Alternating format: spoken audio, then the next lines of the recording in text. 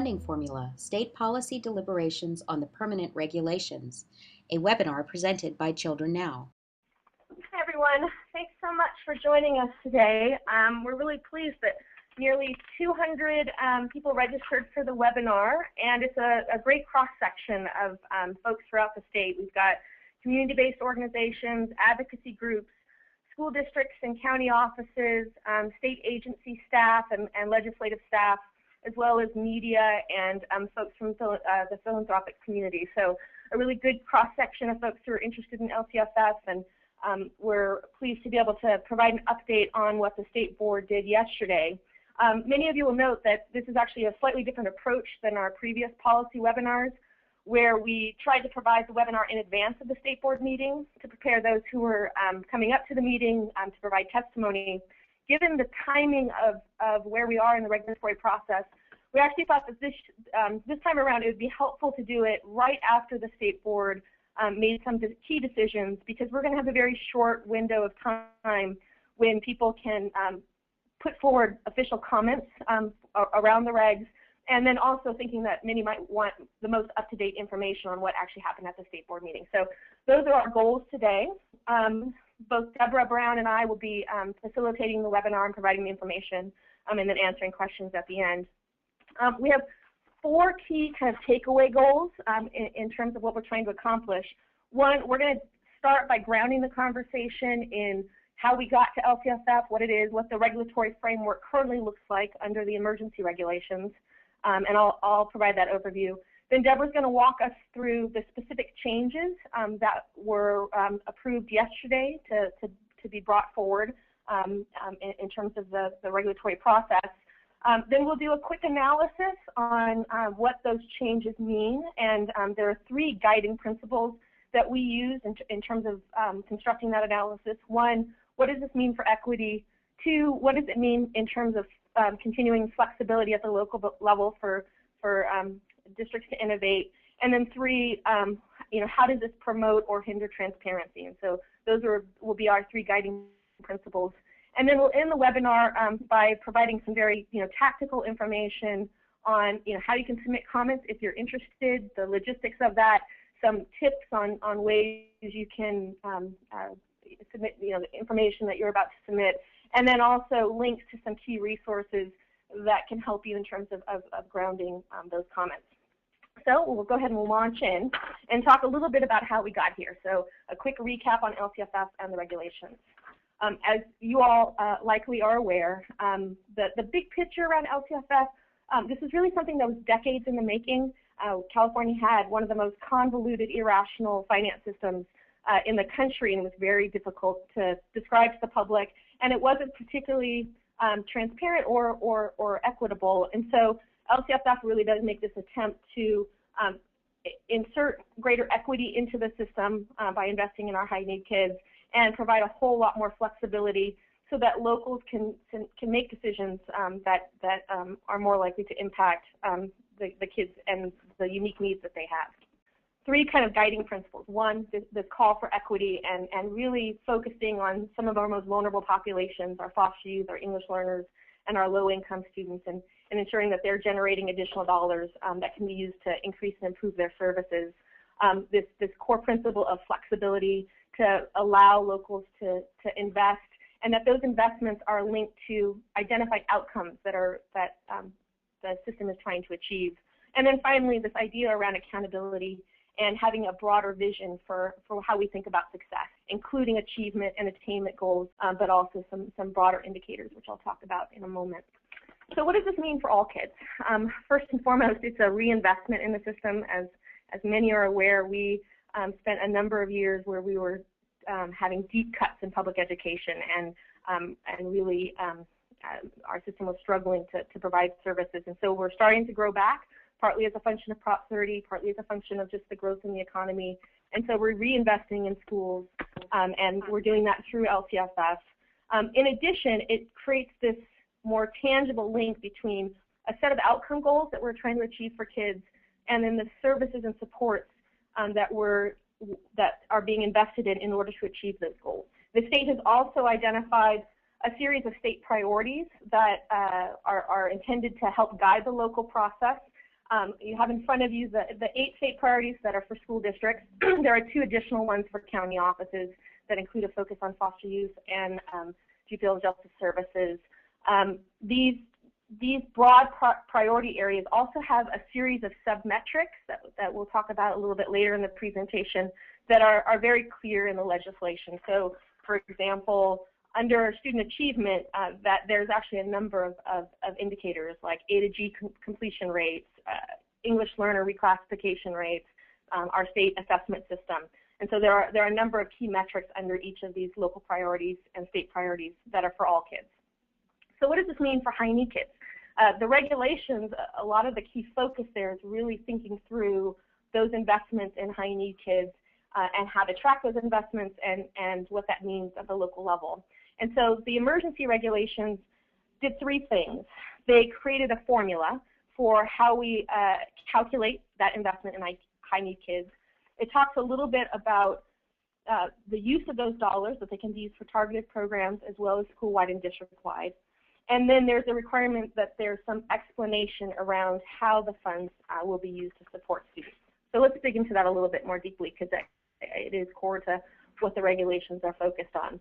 First, this idea of calculating the supplemental concentration dollars. And the reason why this is important is that we are shifting the system fundamentally from the previous way that we invested in high need students. And so many districts weren't spending their money in this way because it is a heavy investment in equity. And so to be fair to districts and county offices and charter schools, as they were making this transition, we wanted to provide a way so that they could gradually make the transition as new resources came into the system. And so this formula was created.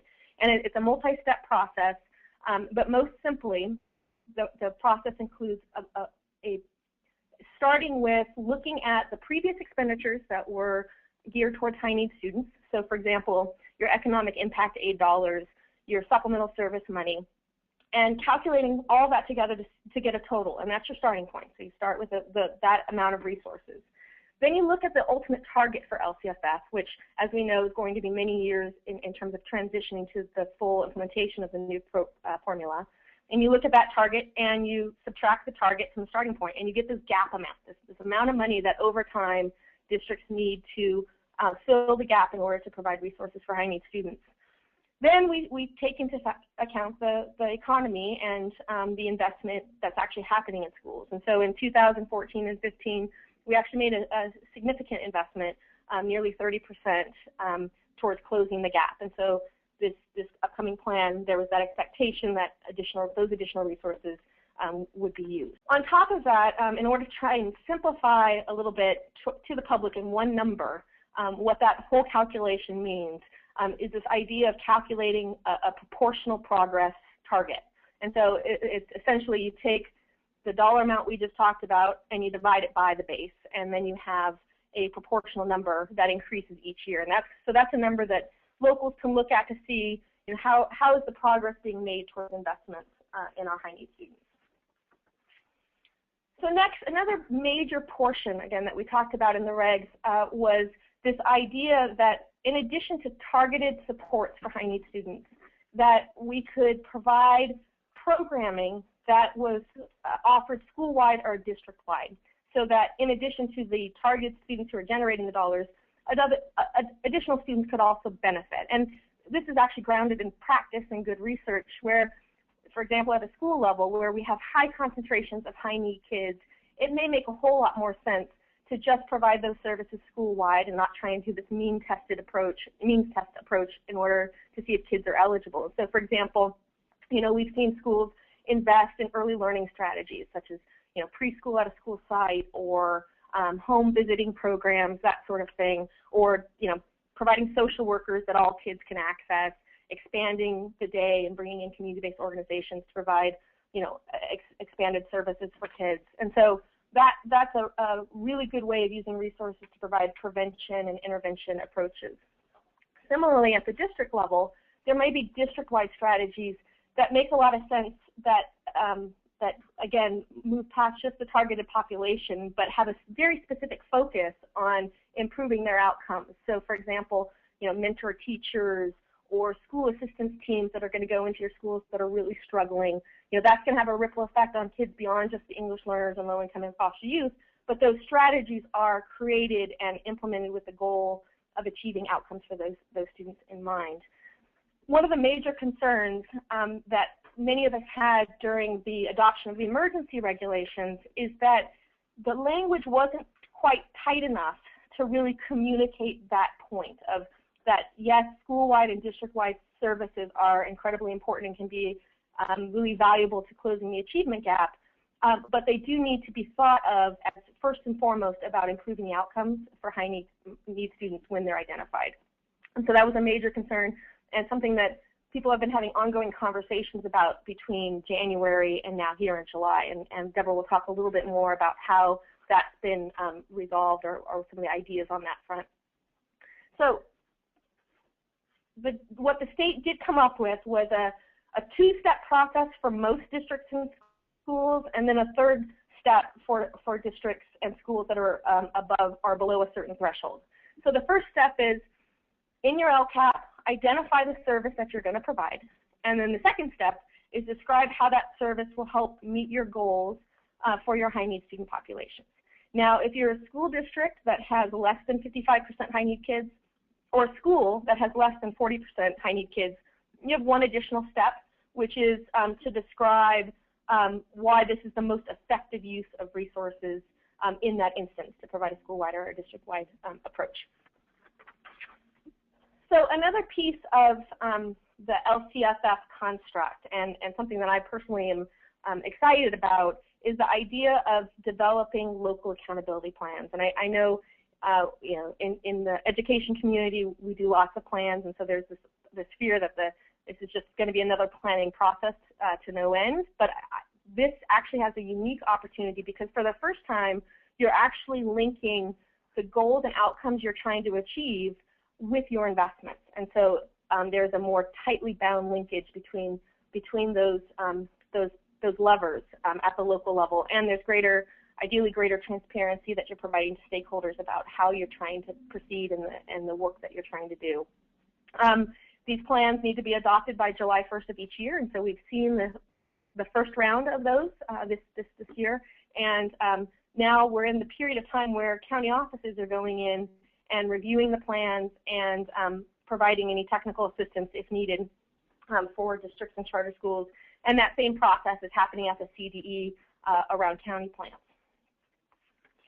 So the LCAPs, the template that was adopted in January had a certain structure, and what we're going to do right now is I'm going to walk you through some of the key components and then quickly show you some tables that were included in the adopted template, just so you have them for reference.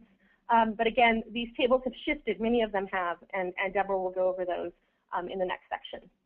So the first is there was a stakeholder engagement table where you had to describe your process, and then you had to describe what impact it had on your plan locally. There was a section that laid out what your goals were and then how you were going to measure your progress towards those goals, and so this was the construct that was developed. And then on a separate page, you had a section where you were supposed to describe, you would link back to your goals, so you'd re-reference your goals, and then you would lay out what your actions and expenditures were, and you would do that over multiple years. And then the last major section of the LCAP were these two charts that I'm going to show you that talked about the supplemental concentration dollars and how you calculated that. So this is that calculation that I just went through and where you would provide that information, and then this is the proportionality information that we referenced. So that's just a general overview of where we've been and what districts we're currently operating under as they develop this most recent round of plans. Now I'm going to shift it over to Deborah, and she can talk to you a little bit about how the State Board approached the revisions. Thank you, Samantha. Good morning, everybody. So I think what we saw with the revised, or at least the proposed revisions to the LCAP and the fiscal regulations was really a positive step in balancing out those principles that we talked about that drove LCFF. And so it really provided more on the equity and transparency side, which we thought was a very positive change, and so we were pleased to see that. Still more needs to be done that Samantha talked about, but I think the trend is in the right direction based on those proposed changes, and so the hope is that those stay in place and we move forward.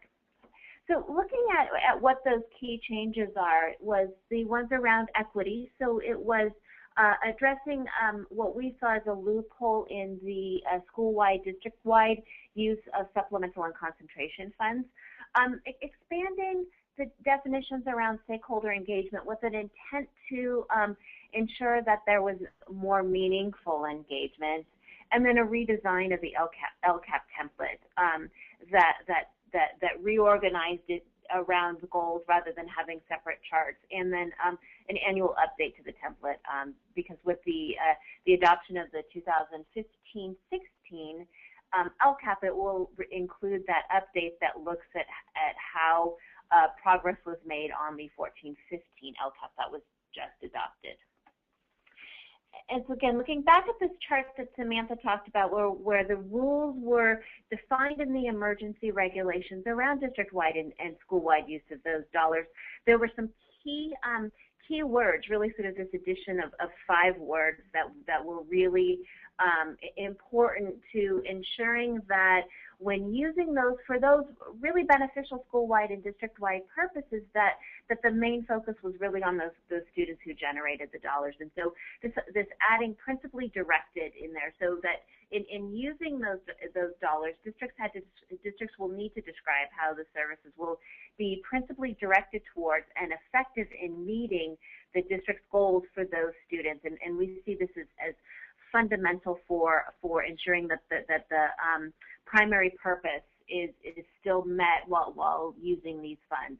And that's for all the use of the funds for whether districts are above or below the threshold for either uses. And then there was some additional language on there in the for districts that are below that threshold, for them to just justify a little bit further why they're using those dollars for those purposes rather than having a more targeted approach, and why they think those are the most effective, including what they looked at instead of using those supplemental dollars for those purposes, and what information they included. And so that's hopefully putting a little bit more support, a little bit more of a protection around those dollars to really make sure that the benefit is maximized around the students that need it. And so we see that as a positive change in the revised proposed regulations.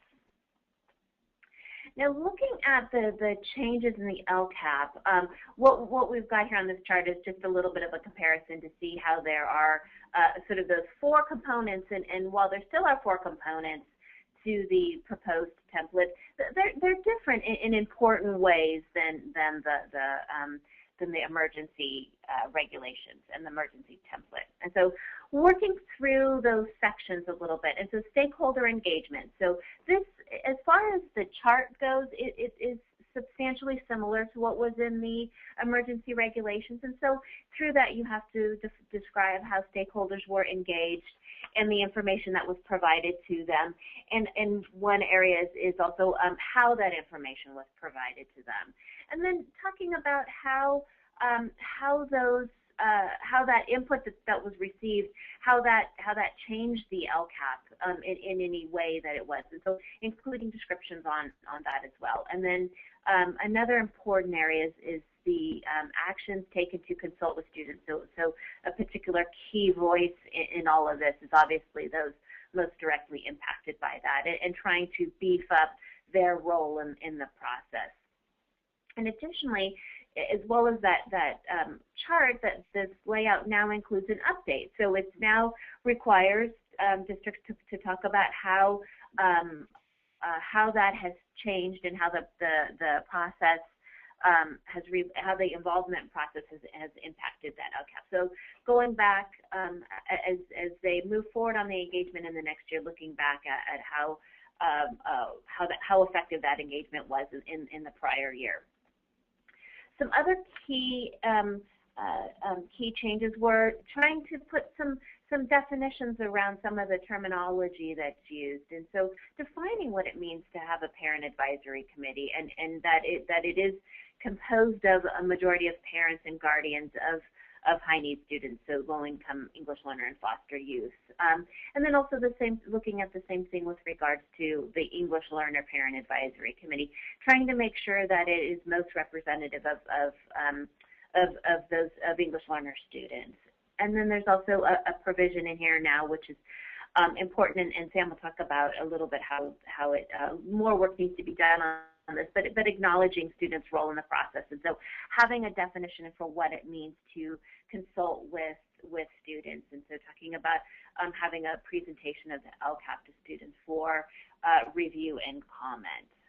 So those are the changes around the that first section. So still on that parental engagement section, so positive changes in that area.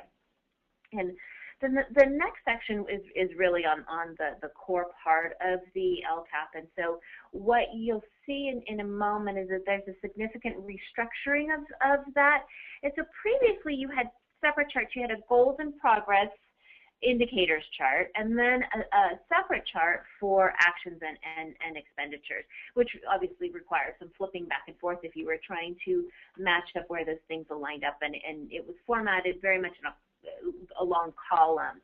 And so what they've done is they're proposing to restructure the LCAP by organizing the actions and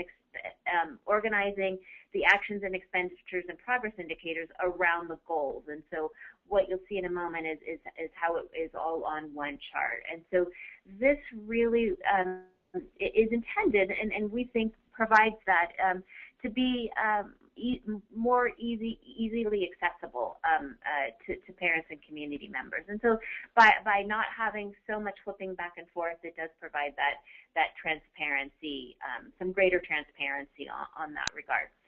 Beyond that, the information that's required in there, while it's just packaged differently, it really is substantially similar. So there's going to be a requirement to describe goals and outcomes towards those goals, and looking at those goals for and those outcomes for all students, and then breaking it up by school size, subgroups, and then school sites. Also requires that the needs be outlined. So looking at what needs to happen, and including the description of supporting data used to develop each goal. And so really what was the motivation, what background information drove to develop that goal. So what were some of those indicators? And then that the actions and expenditures be described, and then including whether they target all students, subgroups, and school sites. So really breaking it down into those different components. And so when you see the chart, you see it's still a pretty dense chart when it's completed for all of the goals, but the idea here is that you would have one chart completed for each goal, where you would work through each of these elements. So working through, how it's going to, what you expect to occur in each of the 3 years of the LCAP, what the needs are, and then how it impacts those, and then expenditures and services. And so the idea here is that it is a little bit easier while still containing a lot of information. And you'll see that there is some more expenditure data that's included in this that wasn't previously included, and that's really that on that bottom right-hand side of that. And so when we'll provide a link later on where you can really look into this in a little bit more detail. But that's what those two charts were before, now combined into one chart that includes all the goals, actions, expenditures, and progress indicators. The next major component, which this is obviously the first time that it's needed, is this annual update. So the statute required that in addition to developing a 3-year LCAP, that LEAs also go back and look at progress in the previous year. And so there's an attempt to develop this annual update that mirrors what that previous slide showed as far as the proposed template. And so that compares the expectations around expenditures to what actually occurred. So it's just districts are going back and looking at it, seeing what they planned versus what actually occurred. And again, this has to be completed for each year, for each goal, and also include an assessment of the effectiveness of the action. So really diving in to see if the proposed actions were able to help the district and students make progress on those goals. And then describe any changes to those actions or goals based on that review and assessment. So moving forward, based on what they learned, what changed and how is that reflective in the LCAP. And then review the applicability of each goal in the LCAP to determine if those are the right measures and right goals moving forward. And so this is what this table looks like. So you can see how it looks at the original goal and looks what the outcomes were versus what actually occurred, and then breaking it down similar, just comparing what was anticipated or what was planned versus coming close to what actually happened, looking at the impact on those groups and subgroups, and then what actual expenditures were in that. And again, we'll have a link so that you can see you can look at this and review it more carefully. In addition to the template, also looking at some of those guiding questions that have been developed to help develop and provide the basis around what's included. And then when we talk about the calculation of the supplemental concentration, this is substantially similar to what was previously included. So still in the first chart, districts are still required to identify the dollars in the LCAP for unduplicated students and describe how those funds were used, and then describe how they used, if and how they used supplemental and concentration dollars for school-wide purposes. And so that's previously chart 3C, and so now it's chart 3A. And then chart 3B was what was previously 3D.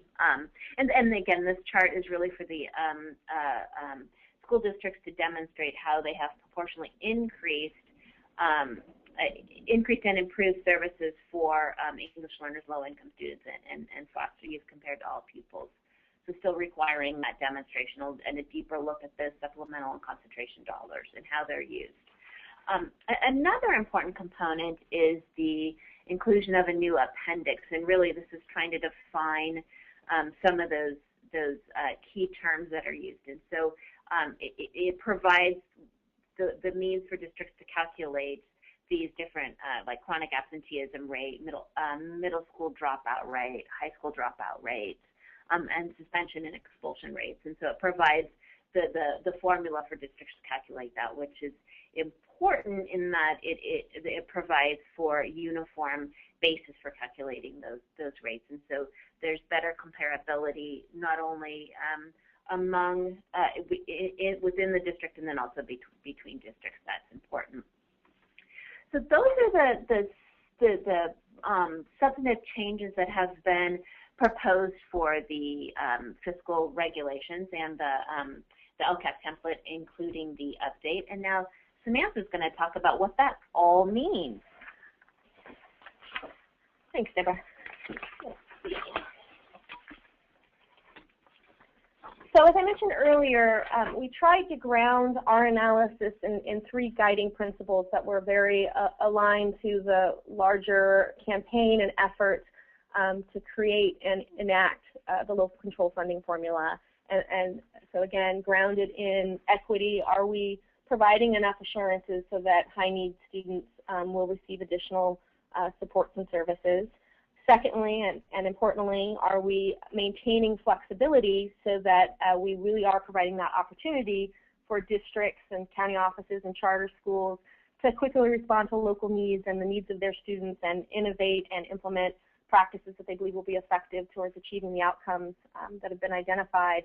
And then finally, this idea of transparency in the process, in the fiscal investments that are made, in the outcomes that are identified and tracked. Is there enough information and transparency so that stakeholders can effectively engage in the process and ultimately hold the system accountable? So those are the three markers that we'll be using as we look at some of these different provisions. And the first goes back to this idea of inserting language, clarifying language around principally directed. as Deborah mentioned, we view this as being really aligned with the equity principles, and that it further clarifies that you can absolutely move forward and implement school-wide and district-wide strategies. Those strategies, as you're implementing them, the first thought needs to be about how this is going to impact the outcomes for our high-need kids, and that, yes, other students can also benefit from the strategies, but the primary focus in developing and implementing them is to improve those outcomes that have been identified at the local level for high-need students. So from the flexibility front, it constrains a little bit the ability to use the money for any purpose, but it continues to maintain that sweeping flexibility in terms of identifying what strategies you're going to use, what programs and services, how you're going to invest them, and what they'll look like, and that yes, they can support the outcomes for other kids as well. On the transparency front, there was also a little bit that added to transparency in that in the context of the plans, folks are going to have to describe why these strategies are effective, and so it provides some underlying rationale for what brought stakeholders and ultimately the district to make the decision to invest in these particular approaches.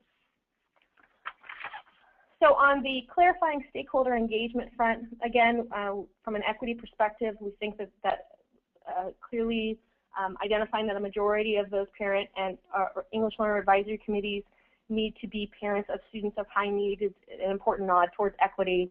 On the flexibility front, obviously it narrows the composition, the potential composition of those committees, but it still retains a lot of flexibility in terms of the timing of when you engage those committees, the information presented, and ultimately the feedback that's included in the LCAP. From a transparency perspective, this impacts the very minimum basic requirements, and we've been pleased to see that districts up and down the state have gone up and above those minimum requirements to more authentically engage community and meaningfully try and get their input, and would encourage all districts and county offices and charter schools to think well beyond the minimum, because that's really grounded in this idea of renewed civic engagement in our schools. That having been said, even the minimum could use a little bit more tweaks, and Deborah mentioned this. The way the language is currently constructed, especially for the student one, it almost reads like the plan's completely developed and you just provide the plan, and students would get a chance to look at it and provide some comment, where ideally, it's important that these parent advisory committees, the school site councils, student groups have a chance to really engage throughout the development and provide feedback and thoughts in an ongoing process. And again, ideally, knowing how district budgets work and these timelines work, you want to begin that work again in the fall, because that's when the big picture planning happens, and then it gets further refined as the budget information at the state level comes to bear, and as we start narrowing the process. So the later we get in the process, the less opportunity there is to really impact it. So the structural changes to the LCAP, and again, I think Deborah talked about many of these pieces. From an equity perspective, it more clearly communicates this important component around investing in our high need kids, and makes that a little bit more front and center. It doesn't alter the underlying flexibility that districts have and charter schools and county offices have in how they invest their dollars, but it is a difference in terms of the display of information and how that information is reported. So it creates some new dynamics in terms of that process. From a transparency perspective, having read many of these plans alongside my colleagues, and for those of you on the phone who've had to develop these plans and are also reading them, obviously the back and forth between the two tables is very challenging, and so the hope is that this will really increase the readability and provide a more coherent story about how a district is proceeding. There's some additional changes to the LCAP that we think are important from a transparency perspective that I'm going to spend a little bit of time on before we then transition to providing you information on how you can engage and provide your input in the process. So the first area of additional transparency that we think at Children Now is important, and that many of our colleagues in the field, we've been having conversations about. As we look at these plans, the resource allocation piece is very difficult to penetrate, and even with the changes to the LCAP, there's potentially some remaining concerns. So two in particular that I'll lift up. One is this idea of the calculation for supplemental concentration dollars. Virtually, like most of the districts in the plans that we looked at didn't provide really very much information on how they did that calculation. So, for example, what services were included, what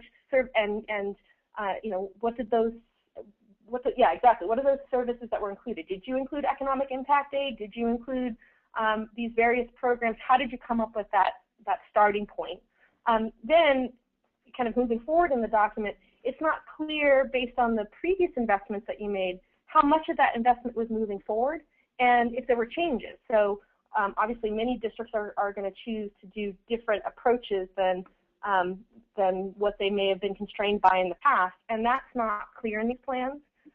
So one of the things that we would recommend in terms of changes to the template is to provide a clearer delineation of the calculation and a mechanism for summarizing how the investments are going to be moving forward.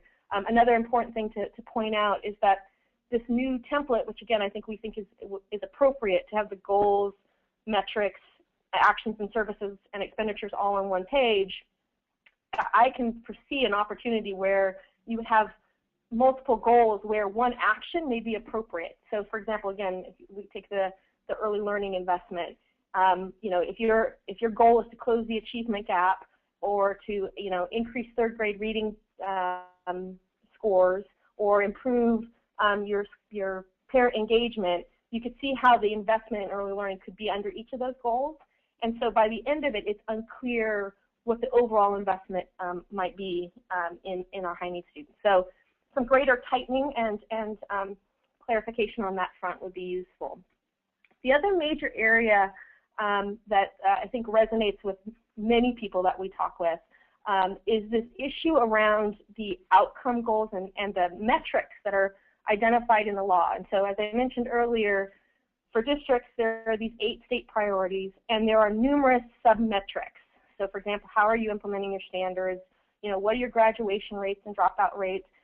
How are you calculating chronic absenteeism? And as we've looked at plans, there are many plans that leave out those metrics. Now, you can decide not to have an annual goal to improve a metric because maybe the metric is already right on, or you're prioritizing other things because resources only go so far. But you need to be clear about where you are on each of those metrics and at least have baseline data and show what your anticipated outcome is for the next year. And there's not an easy place to do that or to demonstrate that that's needed in the context of the LCAP. And so having a standardized section where you have all of these metrics, that many of which are already collected by the state, many of which need to be identified locally in one place that are consistent in the plans would be a useful aid to transparency and really allow us to see overall how districts are moving forward. So with that, in terms of Children Now's assessment on the current regulations and proposed regulations, I'm going to turn it over to Deborah, who's going to talk you through some next steps and how you might engage. Thank you. So now is the time, now that we're looking at, we've seen the revisions and we know what they look like. Because this is an official rulemaking process, so it's not like regular board action that has some more flexibility in terms of the board adopting a policy. The regulations are a very formal process, and so there's a formal process to follow to comment on those, on the proposed changes to the LCFF regulations in the template. And so what's happening now is that the board approved yesterday moving forward, so sending out those these regulations and these changes that we've talked about to begin what is now a 15-day a public comment period. Previously, for the first draft, it was 45 days, and now that we're into amendments, it's a 15-day comment period. And so that period starts tomorrow and then ends on July 28th at 5 p.m. So again, because this is an official comment period, all comments must be received by 5 p.m. on the 28th in order to be considered. And the expectation is that the regulations will be reviewed again in September, and so following a similar process that occurred yesterday, where the board will board staff will review all of the comments and either make, and they will have to respond to all of those comments in writing and either make changes or not. And so if no changes are proposed and no changes are approved, then the board can go ahead and adopt all of these revisions and establish the final version of the regulations and the LCAP and update at their September meeting. If changes are proposed for September, it will go out for another period, and then adoption could occur in November. And so we anticipate, so there'll be further comments certainly in September, and it's just a matter of what happens after that. So just some tips on writing effective letters. I think it's particularly important for this process because it isn't a general letter. It has to be very specific. And so one key thing is that length of the letter isn't necessarily important, so it's important to make sure that all of the information is covered. And so what also is in this case, it's general comments. You should include very specific information on what you're looking to see, what you want to see stay in the regulations, what you want to see removed, and any changes that you'd like to see, and including the rationale. And it's important to note that during this period, only comments related to the proposed changes will be considered. So comments on other parts that haven't been changed, those won't be considered. Those were considered in the first round, and now it's really just those changes. So it's important to stay focused on those. And then letters from individuals, organizations, and their coalitions are all effective strategies. And so here's some of that logistical information for getting those letters in for consideration. And so it's getting them in by 5 p.m. on the 28th. And there's 3 different ways to get them to them. So by email, fax, and then regular mail. And so we've included that on the slide for you. And in the next slide, we'll include, there's a link to the information where you can see that the official notice from the state board. And then it's also important to reference that these are the proposed Title V LCFF regulations so that they know what regulations you are referring to. So with that, here's the some additional information. So if you want to take a look in more detail, some of those, particularly those charts that we flashed before you and then didn't give you time to look at, you can see those. And so it's looking at the state board agenda item from their July meeting, and so that's item 11. And you can also listen to the hearing yesterday. It's probably not up this soon, but give them some time, and they generally do have those webcasts relatively quick. So likely not up today, but hopefully next week. And then looking also to get that more information about the official process for submitting those public comments to OAL, you can check that other link there. This concludes our webinar on the Local Control Funding Formula State Policy Deliberation on the Permanent Regulations. Thank you for attending.